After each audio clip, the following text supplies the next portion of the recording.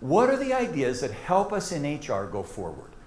Now, I'm going to share some of those with you today. That's my passion. I sure appreciate the book that O.C. Tanner has given, Outside In. We did that a couple years ago. I keep writing books, nobody reads them, but keep writing books, nobody reads, but that's okay. And my bias is to answer questions, and I love to teach. So I'm going to ask you on page 4 of your notes to answer 3 questions.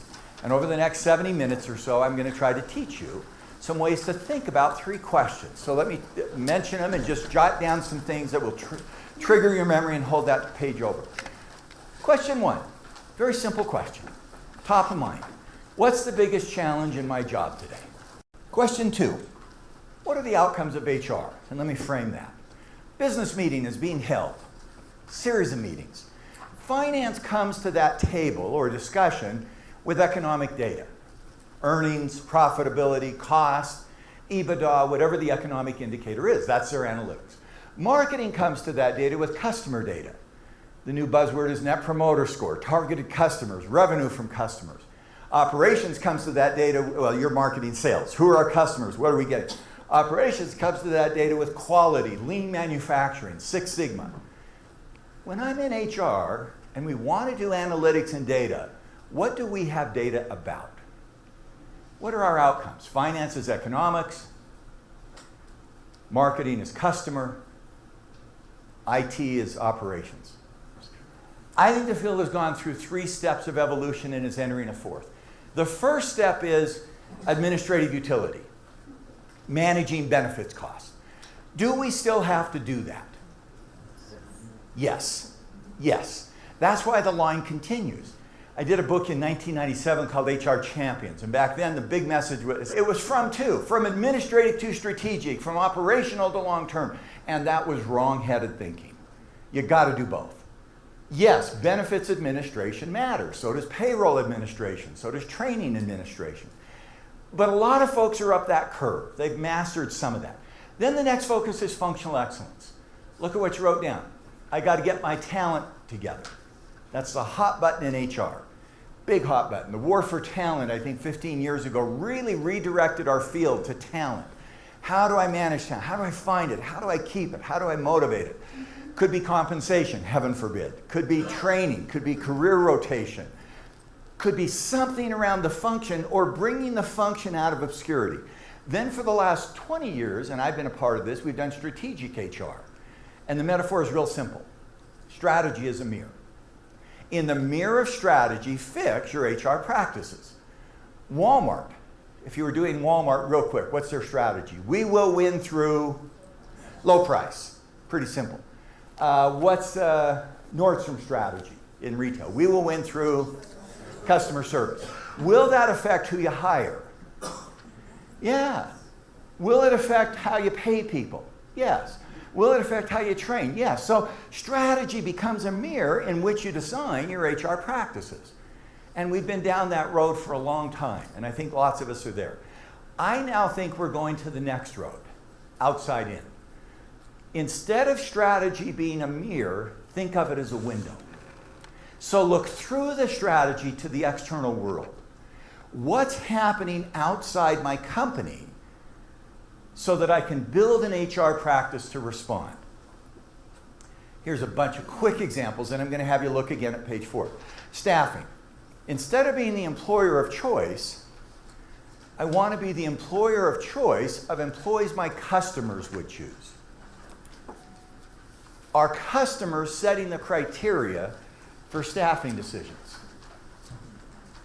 How many have sat in the last year a talent review process? Let me see if it goes like I go. Here's the open position. Here's the 3 backup candidates. Red, yellow, green, fully prepared. What's wrong with that logic? You haven't defined the criteria of the position. Until you know what the position requires, I don't know who the backup should be. How do you define the criteria of the position? Based on who was in there? Wrong. Based on how that position will help customers buy products from us. And until we get an outside point of view about those processes, we may not be doing them right. Now, isn't that a different kind of mindset? Are we focusing what we do in HR outside the company, not inside? Training. We all run training programs. Who should design them? Customers. Who should attend them? Customers. Who should be training in them? Customers. Because the purpose of those programs is not that our people have more skills, but they have more skills customers will pay for. So there's a concept called co-creation. How do you get customers to co-create? Performance management. We do 360s. How many have done a 720? Which means take your 360 instrument to those outside the company. You're in sales. How do I know if you're a good salesperson? I ask your peers, your subordinates, your boss. Why don't I ask your customers? Does this employee do the things that you, the customer, want him to do? Take your 360 instrument or your performance management instrument and go to your customers. Are these the skills you want to see from our employees? Here's the message. How many of you have got, well, our research shows about 80% of companies have competency models. How many of you have validated those competency models with your best customers? Are these the skills you want our leaders to have? We call that leadership brand. Are you building leaders inside who do what you promise customers? One of our quick assessments of leadership, and it's so fun to do, is to go to a company and say, show me your competency model, and you've got them. And then to say to the company, show me your brand, your commercials, social media, show me the promises you make customers. What's the overlap between the two? How much do your leadership competencies reflect the promises you've made to your best customers? If that's not 80 or 90%, you're creating leadership hypocrisy. You're asking leaders to do things customers don't value. One of the great books, and a person I hope you're following, is Ed Lawler. Ed is one of those icons in this field who's written so many things. His latest book that just came out is called Agility. I don't know what the first word is. Corporate agility. Could somebody look it up? Ed Lawler, Agility, who's online. But it's about organizations have to build capacity for change or they don't survive. Fascinating stuff. And external. Good. Anyone else outside? So my first teaching point, look at what you wrote on page 4, question 1. And behind what you wrote, use a 2-word phrase. So that. So that. The biggest challenge in my job today is benefits cost. That's administrative. So that we can manage the cost of the company and help people have wellness. So that we win in the marketplace. If you put 2 so that's behind what you wrote, you begin to get outside the company. And my message today is, don't get locked into what we do. Get passionate about how what we do helps succeed in the marketplace. That's my first takeaway. Okay, the second piece, who are the key stakeholders we serve? How do I link HR to the stakeholders I care about? Obviously, one of the stakeholders are employees. Because we do HR work, and I think your comment is really good, our employees will be more committed, competent, and our customers and patients will be more committed. We also do HR to help our company win. We'll execute our strategy by how we hire, train, and pay. But I think we can do HR outside. I did some work a few years ago with the IRS. It was really interesting. Nobody loves paying taxes. Well, does anyone here love paying taxes? No, neither do IRS people. So who did the IRS say? We want people to pay their fair share and to be able to not feel like they're being mistreated in the process. You may or may not have been part of this. This was a few years ago. They went to casinos in Vegas. How can we get people to give us money and enjoy it? I just thought it was a fascinating case study.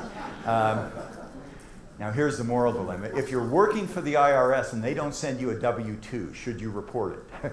Anyway, and when I say it, you can decide what I'm deciding. Do you report them, that they didn't follow their law, or do you report the income? Anyway, that's a hypothetical.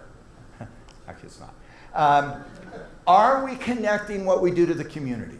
And let me go to the last one. Are we connecting what we do to investors? Let me share with you some work we found. This is the book that will be drafted in the next week or two and then hopefully out in about six months.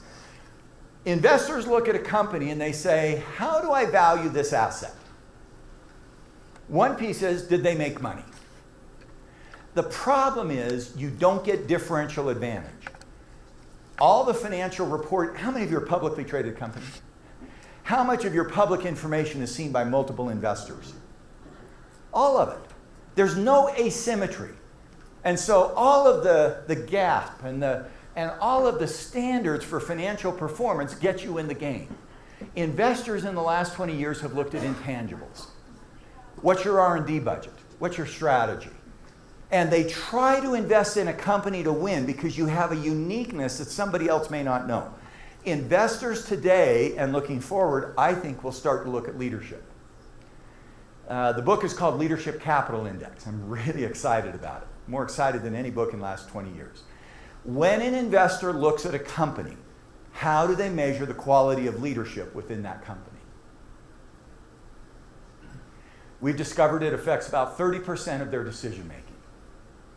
About 35 to 40% is finance, 30 to 35% is intangible strategy, and 30% is leadership. And investors don't know how to do it. We in HR should be building leadership models that our investors have more confidence in.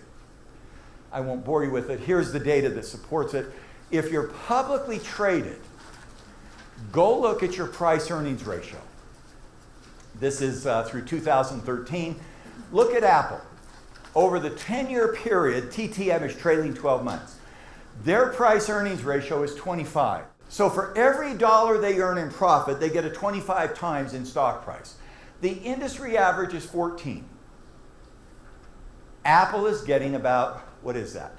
10 out of 14. About a 60 to 70% premium for every dollar they earn. That's pretty cool. Who's discounted? Samsung. Kind of interesting. We did this 2 years ago. Lenovo was discounted. They tried to work on it.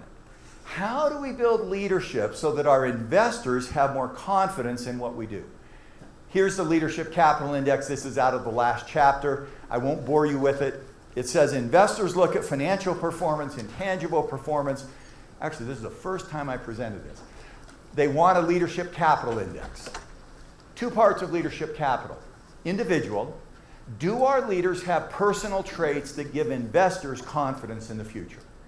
Does the top leadership team, not the top leader, not just the CEO, but does the top team have what we call personal proficiency? Do they articulate strategy? Do they execute? Do they manage people? Do they live the brand? Investors should monitor that. And then on the right-hand side, do our leaders build organization systems? Do they build a culture, which you're going to talk about with Dave and others? And I think you got that with Greg Miller. Do they have systems for building talent? Do they have systems for managing performance? Do they have systems for processing information and for governing work? Those 10 items can be looked at by investors and give you a premium or a discount on the leadership capital that you've got. Who should be the architect behind those items? Head of finance, head of marketing, head of IT, head of HR. I think the next step in HR is going to be connecting what we do to the investors. Some of those are stockholders. If you're not publicly traded, you probably have debt, or you may be held by a family. It's the same issue. Okay. Quick example. The US just got downgraded by Moody's about a year ago. Why? US government bonds got downgraded. Why? The deficit. That's financial. We have a big deficit. I don't think that's the real reason. Why? Huh? Leadership. I think Moody's looked at the US Congress that's stalemated right now. Take either side of the political spectrum. I always love to say, let me look at your cable TV bill. Did you watch Fox or MSNBC? And I can know where you come. But either side, I think the Moody said, you don't have leadership. Your leaders can't solve problems, they fight. And you know what? We're going to discount you, not because you have a debt. You do have a debt, but what do we discount you for? You can't fix the debt because you can't solve the problem. For me, that's the next piece of where HR is headed. So, I hope that excites you a little bit, gives you a sense. I've just done question 1. we get invited in to try to manage our business. So my pretest, what's the biggest challenge in my job today? I hope you're getting a sense of outside in. What do you think about Leadership Capital Index? I think it's cool. It's 10 years in the happening, and this is why. I wanted to take investors from a 5% confidence in measuring leadership to an 80%. I concluded I can't do it. This is a crappy index. You look at that page, this is the first time I've publicly shown that page, and you're going to say, you're missing 10 things. And what's my comment? Okay. I learned by interviewing folks, MVP, minimum viable process. Get started. Do something. I hope the discussion of leadership capital gets us in HR thinking about investors. Your companies have discussions with investors, debt or equity. You have an hour discussion next month. I would argue HR should be 6 to 10 minutes of the discussion. We're not 50 minutes. You're going to talk about finance. You're going to talk about markets and strategies. But if we're not even a part of that discussion, we are not letting the investors know that we have a great leadership team. Cost per hire per employee. How many of your CEOs are demanding that data? I mean, in this world of analytics, we measure what we can measure. I mean, cost per hire per employee, it's a productivity measure. That's nice. I'm going to bet your CEO did not call and say, boy, could you come back and give me a cost per employee hire data? No. What are they worried about? Stock price, customer share, market penetration, competitive reality. We got to get analytics tied to those outcomes. That's the outside-in thinking. Okay, I just got more passionate than I should have. Okay. Boy, I've just done question 1. Let's go to question 2. And I don't know if it's on slide 14 or back on slide 4. What slide are you on? 13. My numbers are a bit off. I apologize. Go back to what you wrote on slide 4.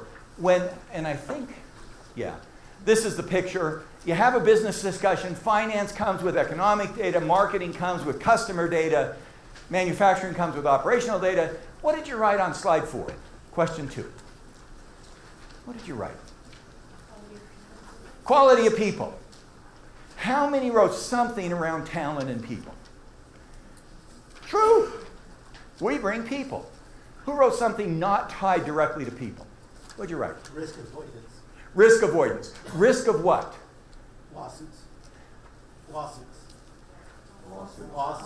Lawsuits. That's a great one. It's a great one. By the way, in the risk space, there's a thing called, if you've looked at it, the Treadway Commission. And it's one of the most standard risk assessment tools. They look at risk in environment, finance, and 2 other areas. They don't put people and culture as a risk element. We had to be fighting that like you can't believe. The internal auditing function published in August this year, culture as the next major assessment of risk. Look up internal control auditing people, so it's a boring document, and look up culture, and they just put out a document that auditors should start to look at culture as an increasing source of risk. Isn't that fascinating? By the way, I start looking at that and say, why aren't we publishing that in our HR associations rather than cost per hire per employee? Anyway, personal bias again. What else did you write? Budget compliance. What was it? Budget compliance. Compliance. Are we following regulation? Often around talent and... Budget finance, too. Got it. And finance. Patient experience, customer experience. I played with this world for 25 years, and I grossly simplify. I think there's 3 things we look at, and there's probably 4 or 5, so I'm not going to be naive about this. One is talent. Do we have the right people with the right skills at the right time? Our field has become excited about talent. In fact, some are saying rename our field human capital or talent management.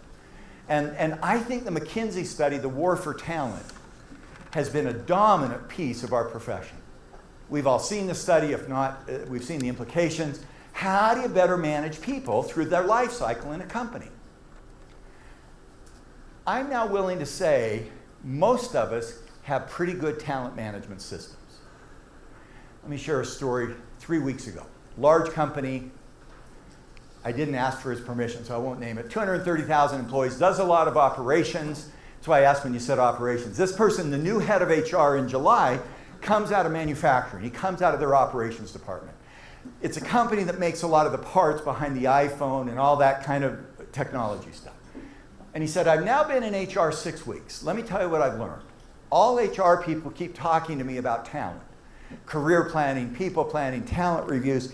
He said, if you look at an S curve, I think we're 70 to 80% up the curve on talent. We know where to find them. We know how to hire them. We have a value proposition. We know how to train them. We know how to pay them. We know we're going to lose 30 to 40%. We've got 10 years of data. And we seem to be through that curve. We can improve. The curve we don't have yet is culture. How do we build a mindset and culture in this company that allows us to be speed, agile, to move to new markets, that allows us to be focused more on customers than products, that focuses us on customer share, that drives collaboration, that allows us to do merger integration quickly? On that S curve, we're 20 to 30% up. And he said, as an outsider coming into HR, I don't want you to come teach me more about talent. We seem to have pretty good people, and we seem to know how to get good people. We can still improve. But the thing we gotta get is culture. Here's the data I love. Sports, World Cup just ended. Is anyone from Brazil? I was in Brazil last month and I said, so can I make jokes about the World Cup? Guess what they said? No. This is not funny. This is an international embarrassment. And I said, my name is Ulrich. I'm from Germany. Anyway, that didn't go over well. How often is the winner of the Golden Boot, they score the most goals during the World Cup, on the team that wins the World Cup? You're close. It's about 15%. Basketball. How often is the leading scorer? How often is the leading scorer in basketball on the team that wins the championship? 10%, 15%, 15%. I'll give you some more data because you just heard basketball stuff and car stuff, but basketball is what he's often known for. Michael Jordan, bear with me for just a minute, won the scoring title 9 times. One of the best players in history. Probably better than anyone on the Jazz today. That was a joke. 6 times he won the NBA title. 3 times he did not. The 3 times he did not, he averaged 36 points a game. Leading scorer did not win the title. The 6 times he won the title, how many points per game? 29. Until his personal scoring dropped 20%, they didn't win the title. Teamwork will beat talent. Teamwork will beat talent. Anybody follow basketball? I could go way too long. San Antonio Spurs, how was their teamwork this year? Incredible. They play Miami Heat in the finals. How'd they do? They embarrassed them. To be really honest, LeBron James is better than anyone else on the floor. He's 100 points, and the next best player on the floor is 70. But he doesn't win. Teamwork played well will beat talent. That's what culture is about. And if you don't like sports, movies is another great example. How often is the leading actor or actress in the movie that wins Movie of the Year? 20%. Teamwork wins. So in your organization, are we as HR people providing insights around talent, leadership, and culture? Are we building talent that will solve problems? Are we building a culture against customers? So to make that real, I want to talk about each of those 3 real quick. First, talent. What's happening in talent? 3 things. Competence. Do we have the right people? Do we have the people for the future, not the past? We could talk about that a lot. I think most of us have pretty good talent models at this point. By the way, that's a scary thing for me to start talking about. Because in HR, we love to hear about talent. What's the latest, greatest succession planning tool? I got an interview with somebody tomorrow. What's the latest idea on leadership? You know, it's not breathtaking. Commitment. Last 15 years. Do we have an engagement? And now I think the talent issue is contribution. Do people find meaning from the work that we do? Another great book is by a Stanford professor named Carol Dweck, D-W-E-C-K. She talks about building a growth mindset. It's often called, has anyone seen the work by Korn Ferry or Lominger called Learning Agility? It's this mind, it's this approach. It isn't, are you doing a good job? Are you learning? Do you have a mindset for growth? Are you resilient? Are you vibrant? Are you constantly trying to learn more about your well-being at work? I think that's where we're focused on talent today. How do we get our people to be confident, committed, and finding a growth mindset? This is also David Rock's work. Has anyone seen David Rock's? He does a wonderful job in performance appraisal. The reason people don't like appraisals is it creates a threat. It's not a learning opportunity. You're being punished. You need a performance accountability conversation that focuses on what's right, not what's wrong. That's building a growth mindset. Let me give a personal example. My wife has her degree in this stuff, so she teaches me. Your kids come home, how many have kids 13 to 17? They come home from school. They have really good grades. 4 A's and a B. What do you say? What about the B? By the way, that's building a fixed mindset. You're a failure. Or you say, congratulations, you're really good. The research today is saying that's wrong. The research is saying that's wrong. What should you say? Congratulations, tell me how you did it. Because if we judge you by the outcome and not the process, you're locked into a fixed mindset. Your love is tied to your success, not how you got the success. By the way, let me do the other thing. This will be a raise in hands. How many are delighted that psychologists have discovered that IQ is not the biggest predictor of long-term success? If you didn't understand the question, raise your hand.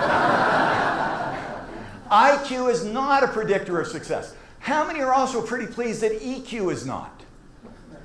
Emotional intelligence, social. What's the predictor of success? There's a great video on TED by Angie Duckworth called Grit, G-R-I-T. The biggest predictor of success is grit, a growth mindset, learning agility. Her video is 7 minutes long. It's phenomenal. The biggest predictor, now, by the way, you got to have a minimum IQ and you got to have a minimum social skills. But when you got that, are we teaching our kids to be resilient? So instead of telling my kids, I'm so proud of you, you're smart. What made it work? I'm so proud. Then next term they have chemistry and biology and they come home with all B's. What do I say? I'm so proud. Tell me what it would take to get A's. Focus on learning, not outcomes. That's where we're headed with talent, which I think is really fun. And I think that's part of the recognition work that O.C. Tanner is doing. Culture. How do we think about culture? Traditionally, we think about culture as an event. It's a symbol, it's an artifact. Or we think about culture as a pattern. It's our values, our norms, our beliefs. I want to shift your thinking to culture from the outside in as an identity. Here's my exercise. Go with your salesperson to your best customers. Take your values. 3 questions. Number 1, are these the values you want us to have? You're buying a car. High performance, integrity, service. Yeah, I like those. I was with that filter once, and it was a great exercise.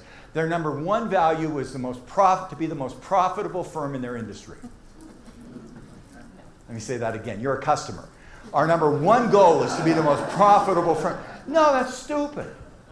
Question 2, could you tell us what those values mean to you? When will you see them? Because values are defined by the receiver, not the giver. How many, when you show up at a nice hotel, it may have been here last night, like it when the bellman comes out, grabs your suitcase out of the trunk, the cab or the car, and immediately starts walking into the front desk? Some of you like that. That's great service. How many hate it? Why do you hate it? Yeah. I'm in Dubai a couple months ago. I've traveled 6,000 miles for 24 hours. It's 20 feet. I can do this, or I don't have change in the local currency, and I'm embarrassed about that. Or, in your case, I may have something in the bag I don't want to see. Or, I can take it quicker to my room than you.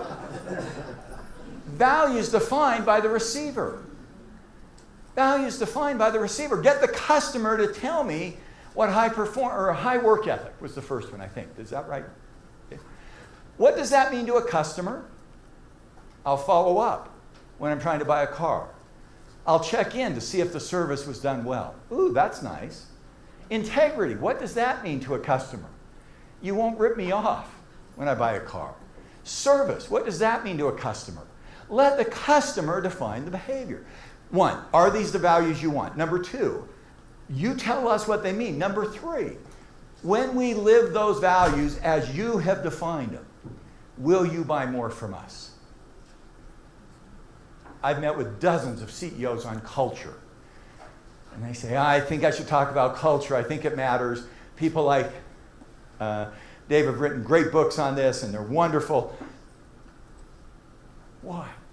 Question 3. Will our culture increase our revenue from targeted customers? Our job in HR is to architect a culture. Here's the steps we use. Number 1, what do we want our culture to be? Define our desired culture through the eyes of our key customers. I love that question. I love that question. I've worked on culture projects for the last 10 years with some great work by folks that are so key. But if we don't define it through the eyes of the customers, I'm not sure we have the right culture. Number 2, make it real with the top-down agenda. Communicate it, share it, 10 to 1. Number 3, make it real bottom-up. Let the employees act on it. Let the employees know what matters. Number 4, weave it into our processes, staffing, training, culture, compensation. And number 5, make sure leaders behave against it. That's the template for culture change. Outside in, made real to employees. And this stuff matters. Let me give one quick story that's happened recently. I'm working with a company I don't want to name. It's happened this summer. They're doing a merger. They go through all the stuff, and it's a big merger. It's a merger that's 20% the size of the company's revenue. So it's a $100 million company, and it's a $20 million merger, $1 billion, $200 million. So that's a big merger. They do all the financials. They come up with a price. The CEO asked me as an advisor, what do you think? I said, have you looked at culture? I know it matters, but I don't know what to look at. Go to glassdoor.com. I'll give you a simple tool. What do employees say about this company? That's a good idea. His company, 4.8. If you've been on Glassdoor, that's incredible. I should have looked up O.C. Tanner. I don't know what it is. I bet it's high.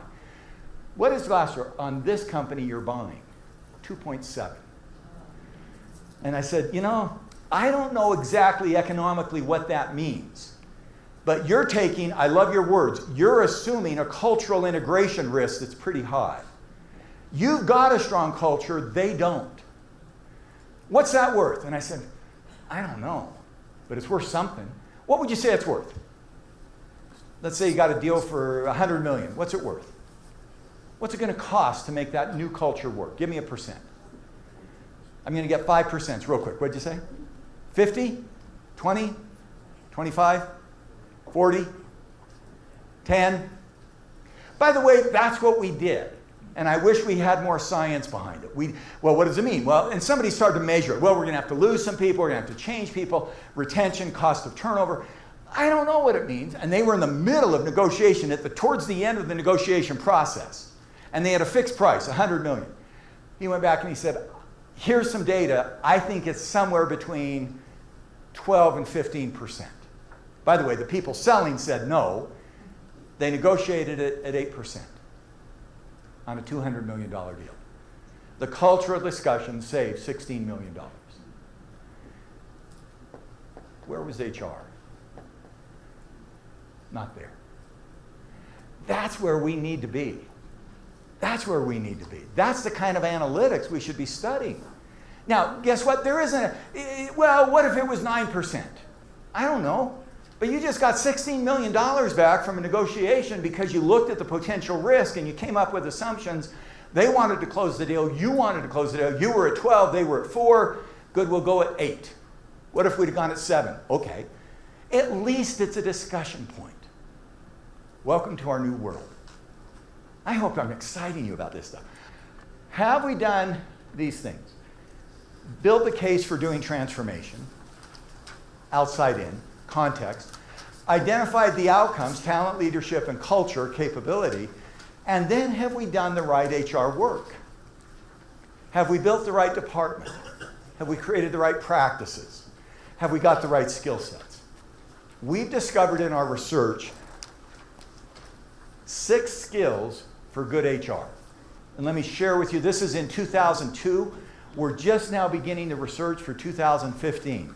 We're going to meet in October to say what are the skills that are next. Outside blue, strategic positioning. We used to say business acumen. Now we say strategic positioning. It's not enough to know your business. You've got to position your business in the marketplace. And that requires knowing the business. My metaphor for that is pretty simple. How many languages do you speak? I speak 2 reasonably. That's how much we need to know about the business. HR people don't have to be CFOs. But I've got to know enough to talk about it. J'habitais à Montréal pour 3 ans et j'ai dû parler en français tout le temps. Avec un accent terrible. J'étais à une église et je donnais les discours et une vieille dame est venue et elle m'a dit, Président, tu as un accent mignon. Now, for those who speak French, I lived in Montreal. I spoke French for 3 years badly with a terrible accent. I happened to be in a church setting. An older woman came up to me after one service and said, President, you speak with the accent of a small child. That was not a compliment. You know what? I can get by in Montreal and Paris. Can you get by in Madrid or Barcelona? That's how much we in HR should know about finance. We don't have to be an expert, but we got to get by. In the middle, credible activist. Credible activist. Do I have a relationship of trust?